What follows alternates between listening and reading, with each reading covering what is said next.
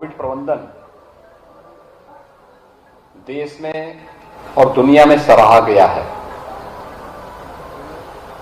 क्योंकि इस कोविड प्रबंधन में जीवन और जीविका दोनों पूरा प्रबंध है और इसमें स्वयं प्रधानमंत्री मोदी जी एक एक व्यक्ति के जीवन और जीविका को बचाने के लिए स्वयं उसकी समीक्षा करते हैं, अपना मार्गदर्शन देते हैं और उसके अनुरूप फिर रणनीति बना करके हेल्थ एक्सपर्ट के साथ मिलकर के उस प्रकार की एक रणनीति बना करके पूरे देश के सभी मुख्यमंत्रियों के साथ और अन्य जो जिम्मेदार लोग हैं उन लोगों के साथ संवाद बना करके प्रभावी ढंग से उसका क्रियान्वयन भी करवाते हैं। उत्तर प्रदेश ने, जो देश की आबादी का सबसे बड़ा राज्य है, कोरोना प्रबंधन में पूरे देश के अंदर अग्रणी भूमिका का निर्वहन किया है। पहली वेव रही हो या दूसरी, मैं उस दौरान भी अलीगढ़ में आया था और मैंने उस दौरान यहां पर कोविड प्रबंधन के कार्य को बहुत नजदीक से देखा था। आज जब थर्ड वेव भी आ चुकी है, आज भी मैं हर जनपद का दौरा कर रहा हूं। कोविड प्रबंधन के लिए शासन स्तर पर, प्रशासन स्तर पर, स्वास्थ्य विभाग के स्तर पर जो व्यवस्था की गई है उसकी स्वयं समीक्षा कर रहा हूं और फिर जीवन और जीविका को बचाने के लिए जो कुछ भी किया जा सकता है उसके लिए उस प्रकार के इंतजाम करके, उस प्रकार का निर्देश जारी करते हुए हम इस कार्यक्रम को आगे बढ़ा रहे हैं। अब तक जो परिणाम आए हैं, मैं उससे कह सकता हूं कि थर्ड वेव खतरनाक नहीं है, लेकिन सतर्कता और सावधानी जरूर मांगती है, क्योंकि इसमें संक्रमण तीव्र है। सेकेंड वेव की तर्ज पर यह लंग्स को सीधे प्रभावित नहीं कर रहा है। हां, थ्रोट को और वायरल फीवर के रूप में जो भी व्यक्ति इसकी चपेट में आ रहा है, अगर उसमें लक्षण हैं तो फीवर की स्थिति रहती है।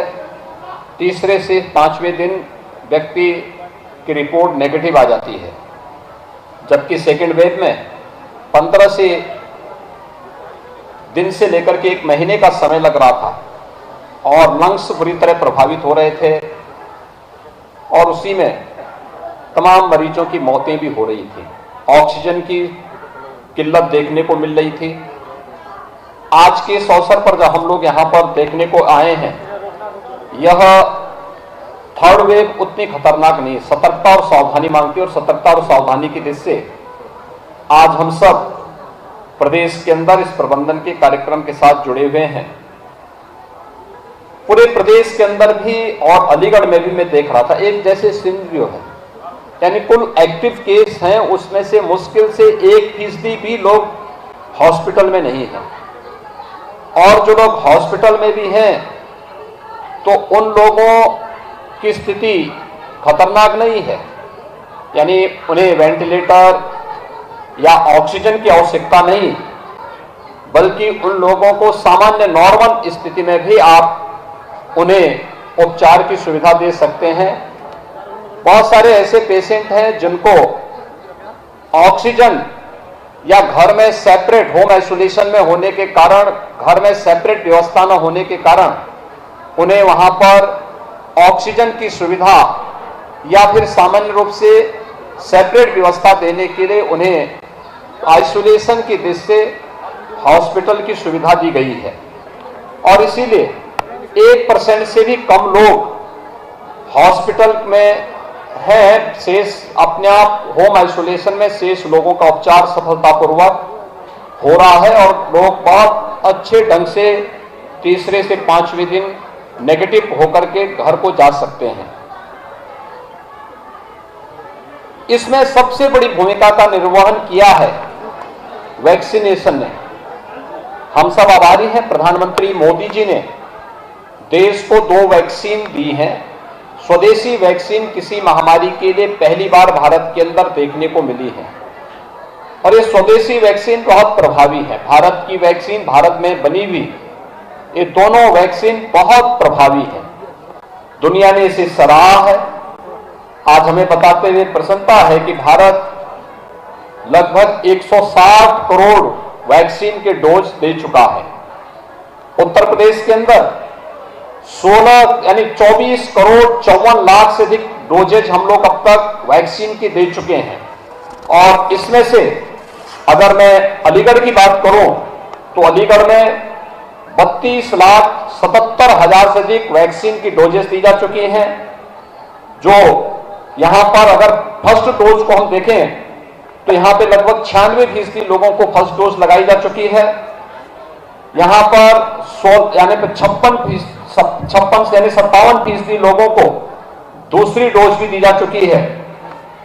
15 से 17 आयु वर्ग के 2,57,000 से अधिक नवयुवकों को वैक्सीन की डोज उपलब्ध कराई जा चुकी है। और प्रिकॉशन डोज यानी 60 साल से ऊपर बीमार लोगों को, 60 साल से ऊपर जो बीमार हैं, हेल्थ वर्कर्स हैं, ऐसे 13,783 यानी 65% लोगों को यह प्रिकॉशन डोज भी यहां पर उपलब्ध कराया जा चुका है। हम लोगों ने कुछ चीजें देखी होंगी। सेकेंड वेव के दौरान ऑक्सीजन की कुछ क्राइसिस देखने को मिल रही थी, बड़ी डिमांड बढ़ गई थी ऑक्सीजन की, और उस समय प्रधानमंत्री मोदी जी ने ऑक्सीजन में आत्मनिर्भरता का एक उस समय पूरे देश के अंदर एक आह्वान किया था।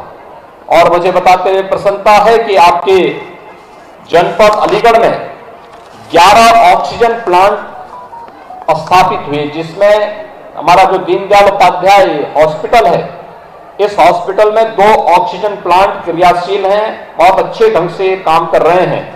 और पूरे जनपद में 11 ऑक्सीजन प्लांट इस दौरान लगे और उनके माध्यम से ऑक्सीजन की आपूर्ति आज होने के कारण प्रदेश में 551 ऑक्सीजन प्लांट इस दौरान लगाए गए और सभी क्रियाशील हैं। यानी कोविड की स्थिति पूरी तरह नियंत्रण में है और इस पर पूरी सतर्कता के साथ हम लोग कार्य कर रहे हैं। निगरानी समिति बहुत अच्छा कार्य कर रही है।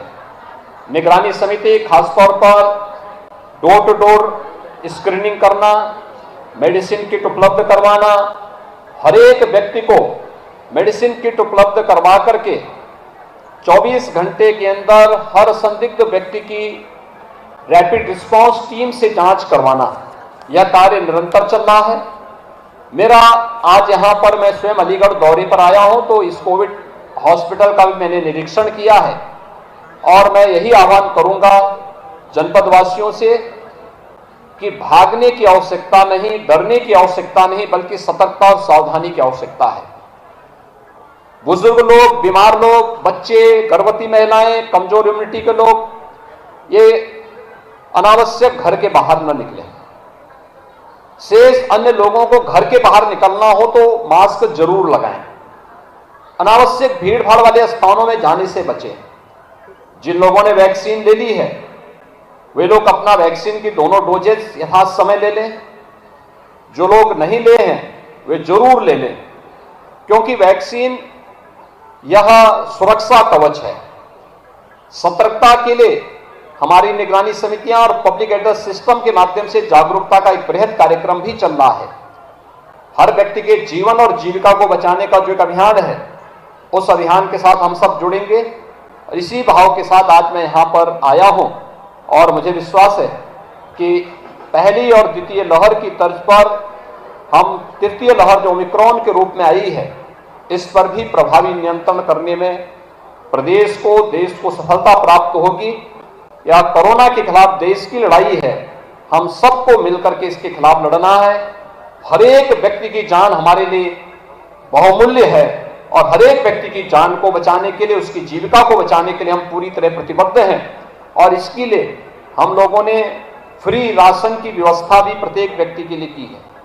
जो लोग जरूरतमंद हैं उन्हें राशन के लिए, अन्न के लिए इधर उधर भटकना ना पड़े, भोजन के लिए भटकना ना पड़े। आपदा के समय सरकार उनकी सहयोग बनकर के कार्य कर रही है।